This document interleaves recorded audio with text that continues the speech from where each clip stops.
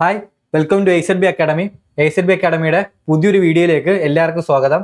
എൻ്റെ പേര് അനുരാജ്. ഞാനിന്ന് വന്നിരിക്കുന്നത് നിങ്ങളിലേക്ക് RRB ടെക്നീഷ്യൻ ഗ്രേഡ് 3 കുറിച്ച് കുറച്ച് കാര്യങ്ങൾ കൂടി എത്തിക്കാൻ വേണ്ടിയിട്ടാണ്. നമ്മൾ ഓൾറെഡി കഴിഞ്ഞൊരു വീഡിയോ ചെയ്തിട്ടുണ്ടായിരുന്നു. അതിനകത്ത് നമ്മൾ പറയുന്നത് 10 അധികം +2 എന്ന് വെച്ചാൽ 10ഉം +2ഉം പാസ്സായിട്ടുള്ളൂ. അത് ഏതൊക്കെ ഫിസിക്സ് പ്ലസ് മാത്സ് സ്ട്രീം പാസ്സായിട്ടുള്ളവർക്കും അയക്കാം, നമുക്ക് ഈ ടെക്നീഷ്യൻ എന്ന പോസ്റ്റ് അയക്കാം. കാരണം അത് പലരും വിട്ടുപോകാൻ സാധ്യതയുള്ളൊരു കാര്യമാണ്. അതുകൊണ്ടാണ് നമ്മൾ എന്ത് ചെയ്തത്, ടെക്നിക്കലായിട്ട് ഇനി ITI പോളി എഞ്ചിനീയറിംഗ് ഒന്നും എടുക്കത്തില്ലാത്തവർ അവർക്ക് വേണ്ടിയിട്ട് എന്ത് ചെയ്യാം, ജസ്റ്റ് +2 ഉള്ളവർക്കും ഇതിനകത്ത് നമുക്കൊരു സ്കോപ്പ് ഉണ്ടല്ലോ, ഒരു വേക്കൻസി ഉണ്ട് എന്ന് നിങ്ങളിലേക്ക് അറിയിക്കാനായിരുന്നു നമ്മൾ കഴിഞ്ഞ വീഡിയോയിൽ എത്തിയതെങ്കിൽ ഇന്ന് അതിനെക്കുറിച്ച് കുറച്ച് ഡീപ്പായിട്ട് നമുക്ക് എന്ത് ചെയ്യാം, അതിനെക്കുറിച്ച് കുറച്ച് കാര്യങ്ങൾ അറിയാം.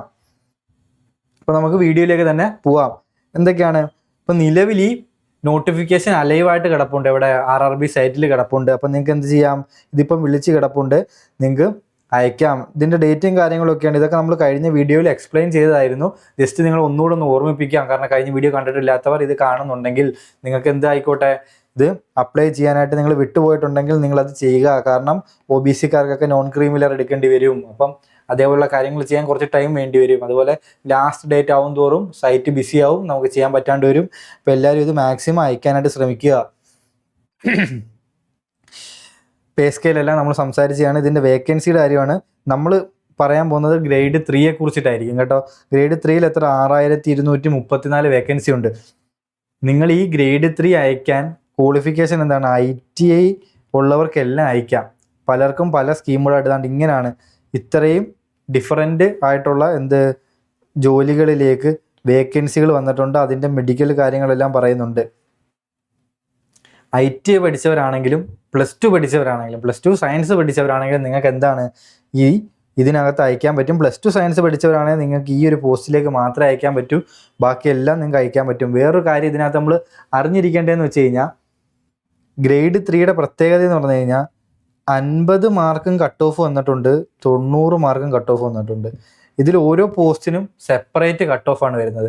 അപ്പോൾ നിങ്ങൾ മനസ്സിലാക്കേണ്ടത്, 100ൽ 50 മാർക്ക് മേടിച്ച് ജോലിക്ക് കയറാനും ചില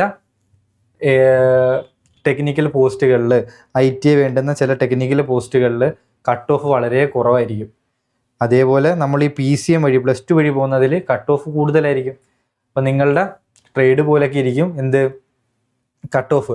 അപ്പം അതുപോലെ ഏറ്റവും കൂടുതൽ ആൾക്കാർ അപ്ലൈ ചെയ്യുന്ന പോലെയും ആ RRBയിലെ വേക്കൻസി പോലെയും എല്ലാം ഇരിക്കും. അപ്പം നമുക്ക് എന്ത് ചെയ്യാം, മാക്സിമം ഈ വീഡിയോയിൽ ഞാൻ പറയാൻ ഉദ്ദേശിക്കുന്നത് ഇതിൻ്റെ സിലബസും കാര്യങ്ങളും ഒക്കെയാണ്. ഇത് നിങ്ങൾക്കൊരു ഐഡിയ തരാൻ വേണ്ടിയിട്ട് ഞാൻ പറഞ്ഞതാണ്. ഞാൻ ഉദ്ദേശം ഇത്ര മാത്രമേ ഉള്ളൂ. പഠിച്ചു കഴിഞ്ഞാൽ ഇത് നിങ്ങൾക്ക് ജോലി മേടിക്കാൻ കഴിയുന്ന ഒരു ബെസ്റ്റ് അവസരമാണ്. കാരണം ഒറ്റ എക്സാമേ ഉള്ളൂ. എക്സാം കഴിഞ്ഞാൽ DVയും മെഡിക്കലുമാണ്, ഡോക്യുമെൻ്റ് വെരിഫിക്കേഷനും മെഡിക്കലുമാണ്. അത് കഴിഞ്ഞാൽ പോസ്റ്റിംഗ് ആണ്. അപ്പോൾ നിങ്ങൾ എന്ത് ചെയ്യുക, മാക്സിമം ഈ എക്സാമിന് വേണ്ടിയിട്ട് പഠിക്കുക. വേറൊരു കാര്യം എനിക്ക് പറയാനുള്ള, കഴിഞ്ഞ ക്ലാസ്സിൽ ഞാനിത് എടുത്ത ടൈമിൽ കുറച്ച് പേര് എന്നോട് ചോദിച്ചിരുന്നു കമൻറ്റ് സെക്ഷനിനകത്തൊക്കെ, സാർ ഈ PCMൻ്റെ അല്ലെങ്കിൽ ഇതിൻ്റെ വേക്കൻസി ലിസ്റ്റ് ഒന്ന് പറയുമെന്ന്. വേക്കൻസി ലിസ്റ്റ് പറയാൻ വേണ്ടി മാത്രം നമ്മളൊരു വീഡിയോ ചെയ്യാൻ പ്ലാൻ ചെയ്യുന്നുണ്ട്. ഇത് PCMൻ്റെ മാത്രം ജസ്റ്റ് നമ്മൾ എടുത്തു വെച്ചതാണ്. PCMകാർക്ക് എന്ന് വെച്ചാൽ 12th പാസ്സായ അവർക്ക് അയക്കാൻ പറ്റുന്ന അവരുടെ വേക്കൻസിയാണ് ഇതിനകത്ത് പറയുന്നത്. ഇപ്പം നിങ്ങളൊരു UR കാൻഡിഡേറ്റ് ആണെങ്കിൽ, UR ആണെങ്കിൽ നിങ്ങൾക്ക് 11 വേക്കൻസി മാത്രമേ തിരുവനന്തപുരത്ത് വരുന്നുള്ളൂ. 16 വേക്കൻസി ചെന്നൈ വരുന്നുണ്ട്. അപ്പോൾ നിങ്ങൾക്ക് എവിടെ വെക്കുന്നതായിരിക്കും ബെറ്റർ? നിങ്ങൾക്ക് ചെന്നൈ വെക്കുന്നതായിരിക്കും ബെറ്റർ. കാരണം ഒരു 5 പോസ്റ്റും കൂടെ നിങ്ങൾക്ക് അധികം കിട്ടും. നിങ്ങളൊരു OBC കാരനാണെങ്കിൽ നിങ്ങൾക്ക് 11ഉം 7ഉം 18 എവിടെ കിട്ടും? തിരുവനന്തപുരത്ത് കിട്ടും. 16ഉം 6ഉം 22 എവിടെ കിട്ടും? ചെന്നൈയിൽ കിട്ടും. അപ്പോൾ ഇതേപോലെ നിങ്ങൾ ചെക്ക് ചെയ്തതിന് ശേഷം, ഈ ഒരു പാറ്റേൺ വെച്ച് ചെക്ക് ചെയ്തതിന് ശേഷം നിങ്ങൾ എന്ത് ചെയ്യുക, RRB സെലക്ട് ചെയ്ത് കാര്യങ്ങളൊക്കെ ചെയ്യുക. IT ഉള്ളവർ നിങ്ങൾക്കിതൊരു ഗോൾഡൻ ഓപ്പർച്യൂണിറ്റിയാണ്. കാരണം നിങ്ങൾക്ക് കട്ട് ഓഫ് പൊതുവേ കുറച്ച് മതി. 50 ഞാൻ പറഞ്ഞത് എല്ലാ പോസ്റ്റിനും 50 അല്ല, പൊതുവേ കുറച്ച് മതി. നിങ്ങൾ ഒന്ന് കഷ്ടപ്പെട്ട് കഴിഞ്ഞാൽ നിങ്ങൾക്കും എക്സാമിന് മാറ്റമൊന്നുമില്ല. ഇതേ സിലബസ് തന്നെയാണ്, ടെക്നിക്കലായിട്ടൊന്നും പഠിക്കാനില്ല. എന്താണ് നമ്മുടെ സിലബസിൽ പറയുന്നത്? നമുക്ക് മാത്സിൽ എത്ര ക്വസ്റ്റ്യൻ ഉണ്ട്? ടോട്ടൽ 100 ക്വസ്റ്റ്യനാണ് നമുക്കുള്ളത്. അതിൽ എത്രയാണ്? 90 മിനിറ്റിൽ ഓരോ ക്വസ്റ്റ്യൻ്റെ നെഗറ്റീവ്, ഓരോ തെറ്റിനും വരുന്ന നെഗറ്റീവ് എന്ന് പറഞ്ഞാൽ നമ്മുടെ PSC ഫോളോ ചെയ്യുന്നത് പോലെ 1/3 ആണ്. 3 ക്വസ്റ്റ്യൻ തെറ്റിയാൽ 1 മാർക്ക് നഷ്ടപ്പെടുന്നതായിരിക്കും. ഇതിൽ 50% എന്ന് പറയുന്നത് മാത്സും റീസണിങ്ങും ആണ്. എത്ര? 25 എന്ന് പറയുന്ന ഓരോ മാർക്ക് വെച്ചിട്ട് 25 50%. അപ്പോൾ മാത്സിൻ്റെ റീസണിങ്ങിൻ്റെ ഇമ്പോർട്ടൻസ് നിങ്ങൾക്ക് മനസ്സിലായല്ലോ.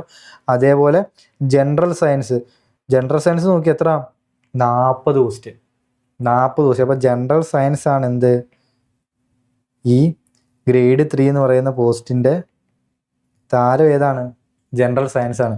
ചില എക്സാമുകളിൽ നമ്മൾ പറഞ്ഞ പോലെ ചില IT വെച്ച് നമുക്ക് അയക്കാൻ പറ്റുന്ന സ്ട്രീമുകളിലേക്ക് ഈ ജനറൽ സയൻസും ബാക്കിനകത്തുനിന്ന് കുറച്ചും കൂടെ നമുക്ക് കിട്ടിക്കഴിഞ്ഞ് കഴിഞ്ഞാൽ നിങ്ങൾക്ക് എന്ത് ചെയ്യാം? എക്സാം ക്ലിയർ ചെയ്യാനായിട്ട് പറ്റും. മാർക്ക് ഡിസ്ട്രിബ്യൂഷൻ എങ്ങനെയാണെന്ന് നോക്കിക്കഴിഞ്ഞാൽ മാത്സിനകത്ത് നമുക്ക് ഓൾറെഡി പറഞ്ഞ പോലെ തന്നെ 25, റീസണിങ് 25. സയൻസിൽ 40 എങ്ങനെയാണ് സ്പ്ലിറ്റ് ആയിരിക്കുന്നത്? സയൻസിലെ 40 സ്പ്ലിറ്റ് ആയിരിക്കുന്നത് എങ്ങനെയാണെന്ന് ചോദിച്ചു കഴിഞ്ഞാൽ നമ്മുടെ ഫിസിക്സിനും കെമിസ്ട്രിക്കും ലൈഫ് സയൻസിനും ഈക്വൽ വെയിറ്റേജ് ഇട്ടാണ് എന്താ അവർ കൊടുത്തേക്കുന്നത്. എത്രയാണ്? 40/3 എന്ന് പറഞ്ഞു കഴിഞ്ഞാൽ 13. അപ്പം തന്നെ 39 പിന്നെ ഏതെങ്കിലും ഒരെണ്ണത്തിനകത്ത് അവരെന്ത് ചെയ്യും? 14 ആവും. അതുകൊണ്ടാണ് നമ്മൾ എന്ത് പറഞ്ഞേക്കുന്നത്? 13/14 13/14 എന്ന്. എല്ലാത്തിനും ഈക്വൽ വെയിറ്റേജ് ഇട്ട് നമ്മൾ പഠിക്കണം. ഏത് ഫിസിക്സ് പഠിക്കും? +2ൻ്റെ ആണോ? ആ കണ്ടന്റിലേക്ക് നമുക്ക് എത്താം. ഫിസിക്സ് ഏത് പഠിക്കും? ഇതിൻ്റെ ഡീറ്റെയിൽ ആയിട്ടുള്ള വീഡിയോ നമ്മൾ ചെയ്യും. എങ്ങനെ ഫിസിക്സിനകത്ത് ടോപ്പിക് ഏതൊക്കെ പഠിക്കും എന്നുള്ള രീതിയിൽ. ഇപ്പം നിലവിൽ നമുക്ക് ഇതിനെക്കുറിച്ചുള്ള കാര്യം പറയാം. ജനറൽ അവയർനെസ്സിൽ നിന്ന് 10 മാർക്കിൻ്റെ ക്വസ്റ്റ്യൻ. ജനറൽ അവയർനെസ്സിൻ്റെ 10 മാർക്കിൻ്റെ ക്വസ്റ്റ്യൻ എന്ന് പറഞ്ഞു കഴിഞ്ഞാൽ അതിനകത്ത് എന്തൊക്കെ വരും? ഹിസ്റ്ററിയിൽ നിന്ന് ഇത് കണ്ടോ, ഒറ്റ ക്വസ്റ്റിന് 0 to 1 ചോദിക്കാണ്ടിരിക്കാം, വർണ്ണം ചോദിക്കാം. അതേപോലെ പൊളിറ്റി, അതേപോലെ ജോഗ്രഫി, അതേപോലെ എക്കണോമിക്സ്, അതേപോലെ മനസ്സിലാക്കേണ്ടത് കറണ്ട് അഫെയറിൽ നിന്ന് 8 to 9 ഇപ്പോഴത്തെ ട്രെൻഡ്. അതാണ് മനസ്സിലായോ? കഴിഞ്ഞ ഗ്രൂപ്പ് ഡിക്ക് അങ്ങനെ ആയിരുന്നത് 20 മാർക്കിനും കറണ്ട് അഫെയർ ചോദിച്ച്. ഇവിടെ എങ്ങനെയാണ്? 10 മാർക്ക് ഉള്ളതിൽ ഏത്? ജനറൽ അവയർനെസ്സിന് 10 മാർക്ക് ഉള്ളതിൽ അതിൽ 8 മാർക്ക് അല്ലെ 9 മാർക്കും കറണ്ട് അഫെയറിൽ നിന്നാണ് ചോദിക്കുന്നത്. നമ്മൾ കറണ്ട് അഫെയർ എന്ന് പറയുന്ന ടോപ്പിക്ക് നമ്മൾ പഠിച്ചിരിക്കണം. നിങ്ങൾ +2 പഠിച്ച ഒരാളാണെങ്കിൽ നിങ്ങൾ ഉറപ്പായിട്ടും എന്ത്? മാക്സിമം നന്നായിട്ട് പഠിക്കുക. കാരണം നിങ്ങളുടെ കട്ട് ഓഫ് നിങ്ങൾ 90+ തന്നെ പ്രതീക്ഷിക്കണം. അങ്ങനെയാണെങ്കിൽ നമുക്ക് എന്ത് ചെയ്യാം? മാത്സിൽ എന്തൊക്കെയാണ്? മാത്സിൽ നിങ്ങൾ NDPC പഠിക്കുന്ന ഒരാളാണ്, അല്ലെങ്കിൽ ഗ്രൂപ്പ് ഡി പഠിക്കുന്ന ഒരാളാണ്, അല്ലെങ്കിൽ SSC പഠിക്കുന്ന ഒരാളാണ്. നിങ്ങൾ ഇതൊന്നും പഠിക്കുന്നില്ല, PSC ആണ് നിങ്ങൾ പഠിച്ചുകൊണ്ടിരിക്കുന്നതെങ്കിൽ പോലും നമുക്ക് എന്താണ്? ബേസിക് ആയിട്ടുള്ള കാര്യങ്ങളുള്ളൂ. നമ്പർ സിസ്റ്റം PSCക്ക് ഉള്ളതാണ്. Board mass, decimals, fractions, LCM HCM, proportion, mensuration, calendar, time, profit, time and distance. ഉദ്ദേശിച്ചത് SSC പഠിക്കുന്ന ഒരാളായാലും ഏത് എക്സാമിന്, കോമ്പറ്റേറ്റീവ് എക്സാമിന് പഠിക്കുന്ന ഒരാളായാലും അയാൾ പഠിക്കേണ്ടി വരുന്ന ഏറ്റവും ബേസിക് ആയിട്ടുള്ള മാത്സ് തന്നെ എന്തിനും വരുന്നുള്ളൂ? നമ്മുടെ ടെക്നീഷ്യൻ ഗ്രേഡ് 3ക്കും വരുന്നുള്ളൂ. അതേപോലെ അങ്ങനെയാണെങ്കിൽ ജനറൽ റീസണിങ്ങും ഒരു മാറ്റം ഉണ്ടോ? ഇല്ല. സെയിം ഗ്രൂപ്പ് ഡി ഒക്കെ സെയിം ഡിറ്റോ ആണ് ഇതിൻ്റെ syllabus.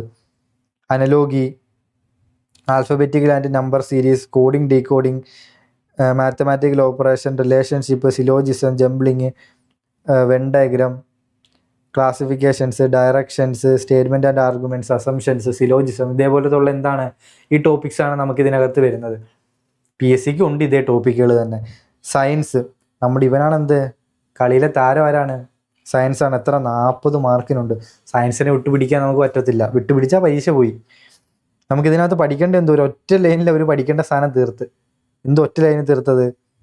Cover physics, chemistry and life science, അല്ലെങ്കിൽ ബയോളജി ഓഫ് ഏത്? 10th standard. RRB പറഞ്ഞത് കൊണ്ട് ഇത് NCERTയുടെ ആണ് കേട്ടോ. NCERTയുടെ 10th സ്റ്റാൻഡേർഡ് വരെയുള്ള ഏതാണ്? ഫിസിക്സ്, കെമിസ്ട്രി, ബയോളജി നമ്മൾ പഠിച്ചിരിക്കണം. അപ്പം NCERT ബുക്കുകൾ നമ്മൾ പഠിക്കണം. ബുക്ക് എടുക്കുക, PDF നമുക്ക് ഫ്രീ ആയിട്ട് സോഴ്സ് കിട്ടും. സോഴ്സ് എടുത്ത് വെച്ചിട്ട് എന്ത് ചെയ്യണം? നമ്മൾ പഠിക്കാനായിട്ട് ശ്രമിക്കുക. അല്ലെങ്കിൽ നമ്മൾ ഈ പറഞ്ഞ പോലെ നമ്മളുടെ ഫാക്കൽറ്റികൾ, അല്ലെ നമ്മളുടെ ASLB അക്കാഡമി നിങ്ങൾക്ക് വേണ്ടിയിട്ട് എന്ത് ചെയ്യുന്നുണ്ട്? ഒരു കോഴ്സ് പ്രൊവൈഡ് ചെയ്യുന്നുണ്ട് ഇതിന് വേണ്ടിയിട്ട് പുതുതായിട്ട്. നമ്മളിത് ചെയ്യുന്നുണ്ട്. നമ്മൾ ഈ പറഞ്ഞ പോലെയുള്ള റെഫറൻസുകളെല്ലാം നമ്മൾ റെഫർ ചെയ്തിട്ട് പ്രീവിയസ് ഇയർ ക്വസ്റ്റ്യൻസ് എല്ലാം പാറ്റേൺസ് മനസ്സിലാക്കിയിട്ട് നമ്മൾ എന്ത് ചെയ്യുന്നുണ്ട്? നിങ്ങൾക്ക് വേണ്ടിയിട്ട് സോർട്ട് ചെയ്ത്, നിങ്ങൾ സോർട്ട് ചെയ്യേണ്ട പരിപാടി നമ്മൾ സോർട്ട് ചെയ്ത് നിങ്ങളിലേക്ക് ഇത് എളുപ്പത്തിൽ എത്തിച്ച് നിങ്ങൾക്കൊരു ജോലി കിട്ടാൻ വേണ്ടിയിട്ടുള്ള എല്ലാ പരിപാടിയും നമ്മൾ ചെയ്യുന്നുണ്ട്. അത് നമ്മൾ കുറച്ചുകൂടി കഴിഞ്ഞ് അതിനെക്കുറിച്ച് ഡീറ്റെയിൽ ആയിട്ട് നമ്മൾ പറയുന്നതായിരിക്കും. ജനറൽ അവയർനെസ് ഞാൻ പറഞ്ഞ് നമുക്ക് ഈ കാര്യങ്ങളെല്ലാം പഠിക്കുന്നതിനായിട്ട് കൂടുതൽ നമ്മൾ കറണ്ട് അഫെയറിന് എന്ത് ചെയ്യുക? കറണ്ട് അഫെയറിന് ഇമ്പോർട്ടൻസ് കൊടുക്കാൻ വേണ്ടി ശ്രമിക്കുക. അതും കറണ്ട് അഫെയറിൽ നമുക്ക് എന്ത് ചെയ്യാം? ഏതൊക്കെ ടോപ്പിക്കാണ്? അവാർഡ്സ്, അപ്പോയിൻമെൻറ്റ്സ്, ഒബിച്ചറീസ്, ഇതേപോലുള്ള ടോപ്പിക്സ് ഉണ്ടല്ലോ, സ്പോർട്സ്, ഈ ടോപ്പിക്കെല്ലാം നമ്മൾ ഏറ്റവും മിനിമം ലാസ്റ്റ് 6 മാസം അല്ലെങ്കിൽ 1 വർഷം എങ്കിലും നമ്മൾ എന്ത് ചെയ്തിരിക്കണം, പഠിച്ചിരിക്കണം. ഈ കണ്ടന്റുകളെല്ലാം നമ്മൾ പഠിച്ചാൽ എന്ത് പറ്റും, കോമ്പറ്റീഷൻ, ഹൈ കോമ്പറ്റീഷനാണ്, ജോലി വേണമെങ്കിൽ നമ്മൾ എന്ത് ചെയ്തിരിക്കണം, നമ്മൾ കുറച്ച് കഷ്ടപ്പെട്ടിരിക്കണം. നമ്മൾ ഇപ്പോഴേ പഠിച്ചു തുടങ്ങിയാലേ ഇതിന് എക്സാം വരുമ്പോഴത്തേക്കും നമുക്ക് എന്തെങ്കിലും ചെയ്യാനായിട്ട് പറ്റത്തുള്ളൂ. അപ്പം അതിന് വേണ്ടിയിട്ട് നമുക്ക് എന്ത് ചെയ്യാം, ഞങ്ങൾ നിങ്ങളെ സഹായിക്കാൻ വേണ്ടിയിട്ടുണ്ട്. നമ്മൾ എന്ത് ചെയ്യുന്നുണ്ട്, നിങ്ങൾക്ക് വേണ്ടിയിട്ട് ഒരു സ്റ്റഡി പ്ലാൻ ക്രിയേറ്റ് ചെയ്ത് തരുന്നുണ്ട്. അതേപോലെ എന്ത് ചെയ്തു തരുന്നുണ്ട്, നിങ്ങൾക്ക് വേണ്ടിയിട്ട് പ്രീവിയസ് ഇയർ ക്വസ്റ്റ്യൻസ് അനലൈസ് ചെയ്ത സംഭവങ്ങൾ നിങ്ങൾക്ക് വേണ്ടിയിട്ട് എത്തിച്ചു തരാൻ വേണ്ടി നമ്മൾ ശ്രമിക്കുന്നുണ്ട്. അതേപോലെ എന്താണ്, സ്പെഷ്യൽ കറണ്ട് അഫയേഴ്സ് സെക്ഷൻസ് നമ്മൾ നിങ്ങൾക്ക് വേണ്ടിയിട്ട് തരുന്നുണ്ട്. സ്പെഷ്യൽ റിവിഷൻ ക്ലാസ്, നിങ്ങൾക്ക് ഇനി പഠിക്കുന്ന കുറച്ച് കഴിഞ്ഞൊരു മോട്ടിവേഷൻ എന്തെങ്കിലുമൊക്കെ ഒരു കുറവ് വന്ന്, അപ്പോൾ എന്ത് ചെയ്യും, നമ്മൾ മോട്ടിവേഷൻ ക്ലാസ് നിങ്ങൾക്ക് എത്തിച്ചേരാൻ വേണ്ടിയിട്ട് ശ്രമിക്കുന്നതാണ്. ഈ +2 എന്ന് നമ്മൾ പറഞ്ഞു, PCMൻ്റെ കാര്യമാണ് നമ്മൾ സ്ട്രെസ് ചെയ്ത് പറഞ്ഞെങ്കിലും നിങ്ങൾ മനസ്സിലാക്കുക, IT ഉള്ള നിങ്ങൾക്കും എന്താണ് സെയിം, IT ഉള്ള നിങ്ങൾക്കും സെയിം സിലബസ് തന്നെയാണ് എക്സാമിന്. നിങ്ങൾക്ക് ഇതേ കോഴ്സ് തന്നെ പഠിച്ചാൽ മതി, ഒരു മാറ്റമില്ല. നിങ്ങൾ ഒരേ എക്സാമാണ് എഴുതുന്നത്, പക്ഷെ നിങ്ങൾക്ക് കട്ട് ഓഫിൽ മാറ്റം വരുമെന്നേ ഉള്ളൂ. നിങ്ങൾക്ക് കുറച്ചുകൂടി എളുപ്പത്തിൽ ജോലി കിട്ടാൻ സാധ്യതയുണ്ട് കമ്പയർഡ് ടു +2. പക്ഷേ നമ്മൾ എന്ത് ചെയ്യുക, നമ്മൾ ഇതേപോലെ അത് പാടാണ്, എനിക്ക് കിട്ടില്ല എന്ന് വിചാരിച്ച് നമ്മൾ വിട്ട് കളഞ്ഞാൽ നമുക്ക് വരുന്ന അവസരങ്ങൾ നമ്മൾ കളഞ്ഞുകൊണ്ടേയിരിക്കും. നമ്മൾ എന്ത് ചെയ്യുക, അറ്റംപ്റ്റ് ചെയ്യാൻ ശ്രമിക്കുക. അറ്റംപ്റ്റ് ചെയ്യുമ്പോൾ മാക്സിമം എഫേർട്ട് ഇട്ട് അറ്റംപ്റ്റ് ചെയ്യാൻ ശ്രമിക്കുക. അപ്പം ഇതിനെക്കുറിച്ചുള്ള വേറെ എന്തെങ്കിലും ഡീറ്റെയിൽസ് നിങ്ങൾക്ക് അറിയണമെങ്കിൽ നിങ്ങൾ കമൻറ്റിൽ മെൻഷൻ ചെയ്യുക. നമ്മൾ അടുത്തൊരു വീഡിയോ ആയിട്ട് അത് ചെയ്യുന്നതായിരിക്കും. അപ്പോൾ ശരി, നമുക്ക് അടുത്തൊരു വീഡിയോയിൽ കാണാം. ബൈ.